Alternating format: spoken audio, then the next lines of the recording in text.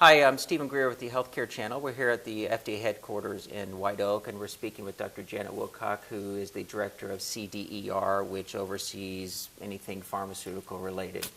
And we thought it would be an interesting topic to talk to you because the year 2011 has had more innovative new molecular entities approved that make a tremendous difference to the outcome, meet unmet medical needs than I can remember since I've been covering the drug industry. In other years, there's been just what we call Me Too drugs that are just the same as another drug. So I want to talk to you about why is this just luck, or why is this all happening now, and are there new trial designs that are making this possible? So let's start, just for newsworthy sake, with the class of cardiovascular anticoagulation blood thinners. Because yesterday you approved Brilinta or ticagrelor, and earlier in the year was Xarelto by Johnson & Johnson, and then last year was Pradaxa. Now, can you explain what unmet medical need? Why are those a big deal compared discussing warfarin? Well, the first one, Brilinta, is really part of the quest to have a better agent during interventions or acute coronary syndrome and so forth. So that was the result of a superiority trial that showed that Brilinta actually did better on the cardiovascular outcomes that were studied than clopidogrel, which was a comparator in a worldwide trial. All right. For the other two agents, what we're seeing now is some oral anticoagulants that may be able to be used instead of warfarin. And this is an unmet medical need because we know about half the people maybe who should be on warfarin aren't taking it. Either they've had trouble with maintaining their anticoagulation, or there are contraindications for them to be on it, or they're too afraid to be on warfarin. And so we have a new generation coming of oral agents, hopefully that will have the same or better effects with a lot fewer bleeding episodes. And they theoretically are on the label. Does the label require INR and blood testing to see whether your blood is clotting too long or too slow?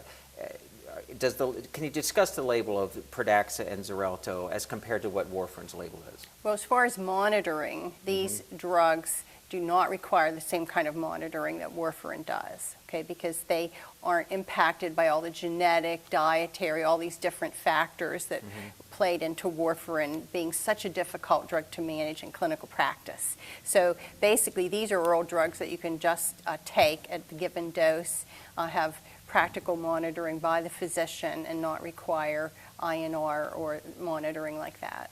And are they not effective enough, or just simply not studied yet, to be able to say that if someone has a heart valve with atrial fibrillation, why is it for non-valvular?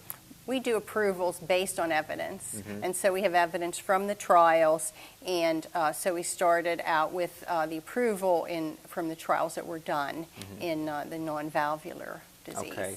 And I want to touch upon a bigger issue here, because Brilinta, ticagrelor was delayed in its approval, and all three of those anticoagulants have used very large trials because the outcome they were measuring was stroke. It's very small. You have to have thousands of patients.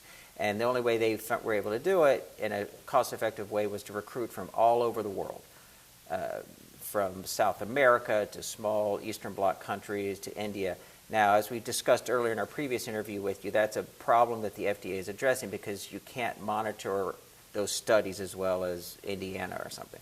So Brilinta was a poster child, so to speak, for that. And have you made any progress since the last time we spoke at the FDA about how are you going to give certain countries a green light or a stamp of approval, or how are you going to handle this? Well, first of all, let's discuss the problem with Brilinta, which was discussed at the advisory committee, which was, although there was a superiority finding across the world, it really wasn't the same in the U.S. And the question there is, when we see differences around the world, is it genetic? Is it the background standard of care is different, or there's some other factors that cause these variability. Sometimes we see this variability by chance as well. So it took us a while to sort out, and the new Brilinta label has strong warnings about the aspirin dose that should be used, because we, after extensive analysis, found the United States and North America in general used higher aspirin doses in the trial than other countries, which adhere more to the very low dose aspirin paradigm. So that's what we did there. Now, to your broader question, we are trying to do several things to have good coverage of clinical trials around the world. The main thing is work with other regulators in other countries to make and develop harmonized standards on conduct of clinical trials, which we do have, as well as making sure that there are inspections of samples from different parts of the world, so that we have an idea what's going on. Have you thought of just making a certified list of approved countries or medical centers around the world? Because you've inspected them, you have a certain level of confidence. Have you maybe... We know about what has been inspected in previous inspections. We also share information with other regulators, but it's hard to have an approved list, because sometimes people do a good job on one trial, and in fact, then later maybe there'd be a different set of investigators in that hospital or whatever, and we might not get the same results. So it's a complicated and very challenging situation for us.